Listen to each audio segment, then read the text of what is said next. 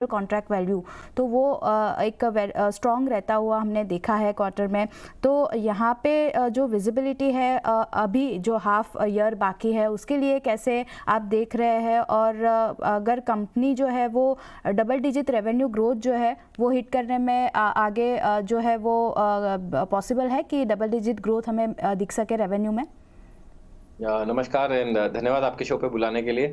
जी हाँ, first quarter जो है लगभग 5,000 करोड़ का जो माइलस्टोन रेवेन्यू मार्क है वो हमने फर्स्ट क्वार्टर में क्रॉस किया है, और एसीवी लगभग 660 करोड़ का एसीवी 160 लोगो ऐड किए हैं। तो जो स्टार्ट मिली है क्वार्टर वन की, वो काफ़ी अच्छी शुरुआत मिली है हमको, और एज़ पर अवर एनुअल ऑपरेटिंग प्लान मिली है, और उससे काफ़ी अच्छा मोमेंटम हमको लग रहा है। 30,000 प्लस हेडकाउंट ऐड किया है हमने क्वार्टर वन में, और मेनली जो हमारा सीज़न टाइम है स्टाफिंग के लिए वो क्वार्टर 2 और क्वार्टर 3 में with all the festivals season time रहता है। तो ये मोमेंटम हमें अच्छा ग्रोथ अपॉर्च्युनिटी दिखा रहा है क्वार्टर 2 और क्वार्टर 3 के लिए, और हमें यकीन है कि हम इस साल में double digit revenue growth clock कर पाएँगे फॉर अ फुल ईयर।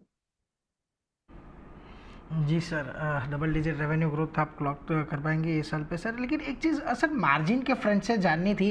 जैसे आपने कहा Q1 आपका थोड़ा वैसे भी सीजनली वीक क्वार्टर रहता है, यहाँ पर मार्जिन थोड़े कम होते हुए दिखे हैं। क्या लगता है आपको आने वाले टाइम पे मार्जिन यहाँ से इम्प्रूव होंगे, और सर कौन सी ऐसी मार्जिन की रेंज रहेगी, या तो आपका टारगेट कौन सा है जो आप मेंटेन करना चाहेंगे आने वाले टाइम में?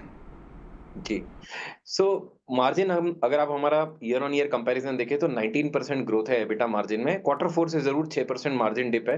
क्वार्टर 1 में हमारे 2 जो बिज़नेसेस हैं, जो कि हाई मार्जिन बिज़नेसेस हैं, एक फूड एंड बेवरेजेस बिज़नेस है और एक टेलीकॉम बिज़नेस है, जहाँ पर सीज़नैलिटी रहती है। क्वार्टर 1 में एजुकेशन इंस्टीट्यूट्स के साथ जहाँ हम काम करते हैं, वहाँ पर छुट्टियाँ रहती हैं, तो जो हाई मार्जिन फूड बिज़नेस है, उसका कंट्रीब्यूशन कम रहता है क्वार्टर 1 में। सिमिलरली क्वार्टर 4 में जो हमारा हाई मार्जिन जीटीएस बिज़नेस है, उसमें कलेक्शन बिज़नेस का काफ़ी अच्छा रेवेन्यू, टॉप लाइन और मार्जिन रहता है। तो ये दोनों रीज़न्स रहते हैं कि Q4 से Q1 में हमारा एक हिस्टोरिकली एक मार्जिन ड्रॉप रहता है, एंड देन वो बेस बनने के बाद फिर पूरे साल वहाँ से मार्जिन ग्रोथ ट्रैजेक्टरी रहती है। हमने क्वार्टर 1 3.7% पे क्लोज़ किया है, और क्वार्टर 2, क्वार्टर 3 में हमें उम्मीद है कि हम लगभग 4% मार्जिन की तरफ प्रोग्रेस कर पाएँगे। सर, और जो मेन बिजनेस है कंपनी का, अगर देखें तो वर्कफोर्स मैनेजमेंट, उसकी अगर बात करें तो Q1 में हमने देखा है कि आईटी कंपनियां जो है वो फिर से हायरिंग जो है वो शुरू कर रही है। तो डोमेस्टिक आईटी स्टाफ में जैसे बढ़ोतरी हमने देखी है, वर्कफोर्स मैनेजमेंट हायरिंग को लेके क्या आउटलुक रहेगा, और जैसे आईटी हायरिंग अभी बढ़ रही है तो मार्जिन पे थोड़ा हमें इम्प्रूवमेंट दिख सकता है आगे जाके? जी हाँ। देखिए, वर्कफ़ोर्स मैनेजमेंट में 2 तरह का हायरिंग है हमारे पास। एक जनरल स्टाफिंग हायरिंग है, जहाँ पर हमने काफ़ी अच्छा हेडकाउंट एडिशन किया है। ये लो मार्जिन बिज़नेस है, बट हाई वॉल्यूम बिज़नेस है।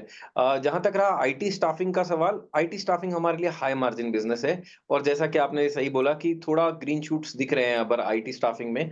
आईटी स्टाफिंग में हमारा जो पिछले लगभग 4 या 5 क्वार्टर से जो फ़ोकस रहा है, वो जीसीसी हायरिंग पे रहा है, जहाँ पर मार्जिन प्ले अच्छा रहता है। अगर मैं ओपन मैंडेट्स की बात करूँ, तो ओपन मैंडेट्स भी जो जीसीसी और आईटी स्टाफिंग में हमारा लगभग 1100 ओपन मैंडेट से बढ़कर अभी जो लगभग 1500 ओपन मैंडेट्स है। तो आईटी स्टाफिंग में क्वार्टर 2, क्वार्टर 3 में एक विजिबिलिटी दिख रही है कि थोड़ा-सा रिवाइवल होने की, और वहीं जनरल स्टाफिंग में एक अच्छा ग्रोथ मोमेंटम दिख रहा है, जो हमने क्वार्टर 1 की शुरुआत करी। प्लस जो बजट में काफ़ी formalisation, formal employment, employee elect incentive schemes, skilling, so काफ़ी अच्छा प्रोग्रेसिव बजट अनाउंस हुआ है for formalised sector of employment, and उस क्षेत्र में हम क्योंकि लार्जेस्ट एम्प्लॉयर हैं कंट्री में, तो हमें लगता है कि उस ग्रोथ जर्नी में हम गवर्नमेंट के साथ पार्टिसिपेट कर सकते हैं for more and more job creation in the country. तो इन सब के बैकड्रॉप में हमें लगता है कि हमारा मार्जिन ट्रैजेक्टरी जो है, वो basis the mix of IT staffing versus general staffing should improve in the coming quarters. जी सर। सर एक चीज़ और भी समझना चाहेंगे, Q1 में अभी आपके पास कितने लोगो ऐड हुए हैं, और अभी आप कितने टोटल लोगों से जो मैनेज कर रहे हैं, और क्या यहाँ से और नए लोगोज ये साल के अंदर कितने जुड़ने की आपको एक अपेक्षा लग रही है? तो एक बग लगभग 160 लोगों हमने ऐड किए हैं। हमारा कस्टमर बेस अभी इन एक्सेस ऑफ 3000 है, एंड ये काफ़ी हेल्दी स्प्रेड है बिज़नेस का। अगर आप देखेंगे तो कस्टमर कंसंट्रेशन बहुत ज़्यादा नहीं है, काफ़ी स्प्रेड अक्रॉस है, पेनिट्रेशन काफ़ी अच्छा है हमारे बिज़नेस का। और लोगोस में ना जाके अगर मैं रेवेन्यू ग्रोथ की बात करूँ, तो हम लोग लगभग 30,000 हेडकाउंट ऐड कर चुके हैं, और इस साल लगभग 90,000 के आसपास हेडकाउंट एडिशन होना चाहिए साल भर में, और वो दोनों ही तरीके से आएगा, नए लोगोस के थ्रू भी और एग्जिस्टिंग कस्टमर्स के एक्सपांशन और माइनिंग के थ्रू भी। जी सर। सर एक चीज़ और भी समझना चाहेंगे, आपने अभी डोमेस्टिक मार्केट की तो बात की, लेकिन जो इंटरनेशनल मार्केट में आईटी रिक्रूटमेंट है वहाँ पर अभी क्या सिचुएशन है, और वहाँ पर अभी आपको चीज़ें कितनी मुश्किल या तो आसान दिख रही है?